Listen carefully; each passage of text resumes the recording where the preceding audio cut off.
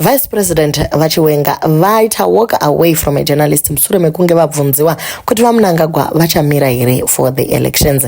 Ukuwo mhuri yekwaDembo vapuwa amai Fortuna vana mota diki maakwaya vakapuwa zvakare 50,000 nasewiknewo yekuti vatangewo upenyu. Shoni Mnangagwa akasundwa navamwe sisi zvaita kuti mudiwa ati ari kuvatsvaga kuti avapewo something mushure mekusekwa nenyika yese. Welcome back to your channel. Please don't forget to like and subscribe. So guys, zviri kuitika mumastreets regai tingomanya panyaya ya president vice president vedu vakanga vari kuBulawayo vachiita basa ravanga vafambira ndokubva vangovingwa navamwe journalist vachibva vabvunza kuti tanzwa nyaya yekuti president Mnangagwa havasi kuzoita stand in ma-election a2028 muri kutaurawo muchiti kudii nazvo. President vabva vangodhonza mudzimai wavo ndokubva vatongofamba, hapana comment yavapa nekuti nyika yese yakamirira kunzwa kuti ivo vari kufunga nenyaya iyi, asi bodo guys havasi kuzomboita izvozvo. No comment show. And journalism yemusikana uyu yakabva yangozorwa kuti wakakonewa iwe haungangoti kachukiri my name is whoever ubva wangotanga kutaura nyaya yako uchidaro. Pane nzira yekutaura inoita kuti information ibude pane maitiro amakaita haya. My name is Anastasia Dembo, a journalist. Anastasia Dembo from Voice of America. We hear the president saying he is not going to stand in 2030, but the people were singing.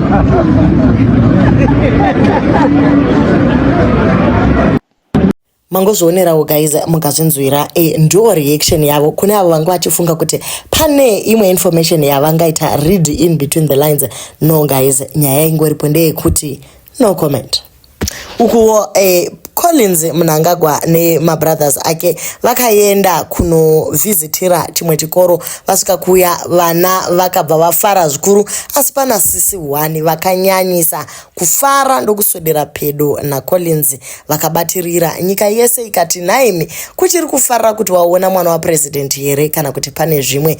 Uye smile yacho guys yanga ine crush me kalove kamwe kari neimwe level yepamusoro, but manje mudiwa udhu hana kutomboona kuti isu tiri kuzvifarira senyika. Akabva angonyora nyaya yake ndokuti I hate it when an innocent expression of happiness and excitement is turned into a laughable matter. Mentally it drains, especially for these young ones. These are students. To make them trend laughing at them for posing for a picture is honestly unfair. I once visited MSU during my public lecture presentations, and one girl leaned over to me to just touch and feel my white spiked sneakers, and sadly she trended while being laughed at and getting mocked. I looked for her and gave her some money and got her some clothes. I think we should not mock and laugh at students. Education alone is a burden enough to then make them trend, mocking them. How do you expect them to feel at school, college, or in their communities? So I'm looking for this beautiful young lady. If you know her, kindly take her or get her to DM me. I normally do not disappoint if I look for anyone. God bless this young lady. So kurukunza mainini vakaratidza mufaro uyu zvikamisinterpretwa nevanhu tikafungira kuti susu ikirashi kana kuti love. Mudiwa ari kuti anoda kuvaitirawo something nekuti akatombozviita akapfeka maspike boots imikani maspike. So ari kuti kana iye achinge ari atsvaga munhu hatombomu disappoint. Asi guys atimbotaurai mwana wapresident here.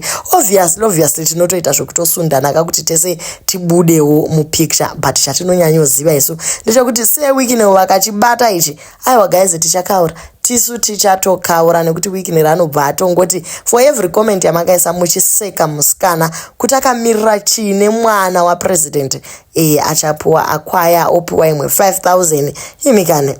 Asi vanhu vari kufara zvikuru, vamwe vari kuti mashoko makukutu vamudiwa kana muchigona kumuitira something munenge makwanisa, nekuti right now atova victim yekubhuliwa. In her mind, she was just hugging the president's son. She did not see him as someone's husband. Sadly, people didn't see this as an innocent excitement. It is very sad. Kuti senyika takungomanyira nyaya yekungofunga kuti munhu wese manjuzu guys. Aiwa guys, only in Zimbabwe where socialites ana mudiwa ivava reward bad behavior. Musikana uyu ngaasazodaro munhu ziva pekugumira whether Collins wacho ibhachura wakarora hazvipi chimiro chakanaka. Kubva wabata munhu kudaro kumunamira zvekuti vamwewo mastudents aitodawo wani mukana iwo wekumira pedo naye asi wakazvirambidza. Vari kungokumbira ruregerero kutuka havo kana vachinge vatuka, asi rudzidziso urwu rwakanangana kunyanya ma2K havana boundary vana ivava vanoda kuti varovedzerwe nekuti kwatiri kuenda senyika kwakaoma. I do get her. Her facial expressions says it all. She's happy to see the first son and nothing more. The only problem is ari kuda kuramba akangobatirira. Hey, zvakaoma. So vari kungoti ivo de musikana abata mudiwa faster awanewo reward. Tichinovhara nyaya dzedu mai Dembo vabva vangopiwawo mota nasewiki mushure mekunge vanyora tsamba yavo vachiti imba yotorwa nekanzuro uye ivo vanofamba newheelchair havana kana mota. Zvino nyaya yacho vanhu vakabva vangotega tikati wiki nero itirawo amai something. Sematauriro avari kuita matauriro emunhu ari kuona vamwe vanhu vachiitirwa. Vakataura vakati havasi kupiwa mari yemaroyalty vakamenshena zvinhu zvakawanda. So mukomana wati iye 4x4 Toyota Fortuner automatic that has been paid for uye 50,000 in cash munotangawo business rekuti mhuri ibatsirike ndo present yavapiwa for youth day. Hatisi kuziva kuti vachiri vechiyuti here kana kuti sezvo Dembo wakatanga kuimba achiri yuti. So rega tingoverenga nyaya yacho asi tichati dambo nekuti chirungu chemukomana munongozivawo guys, asi kungobatsira kuti imimi musatambudzike nekuverenga muchipiringishana nacho chirungu. So that he was celebrating National Youth Day. Today I wish to join His Excellency President Mnangagwa and the rest of the nation to celebrate the life and legacy of the founding President Robert Mugabe and his immense contributions to the independence, education and youth empowerment in Zimbabwe. This day is a reminder of the crucial role that young people play in nation building as the youth remain at the heart of Vision 2030 and the Second Republic's people-centered policies. This National Youth Day is not just about reflecting on the contributions of past generations, but mostly about recognizing and supporting young people who are working hard to uplift themselves and their communities. As young leaders, we must seize opportunities, work together, and continue contributing to the socio-economic transformation of our country. The youth of Zimbabwe are not waiting for the future. We are the future. In the spirit of empowerment, I have been deeply moved by the online plea from Mrs. Eunice Dembo, the widow of legendary Zimbabwean music icon Leonard Dembo, for financial support. Despite the distinguished musical genius that Dembo was, selling more than 100,000 copies of his album and music, played at Miss World Pageant in 94, it breaks my heart that this family has not benefited from his legacy and his wife now lives in destitution.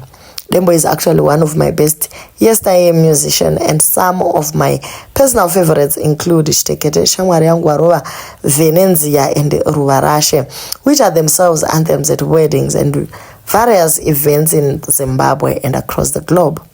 The National Youth Day reminds us of the need to empower and support one another.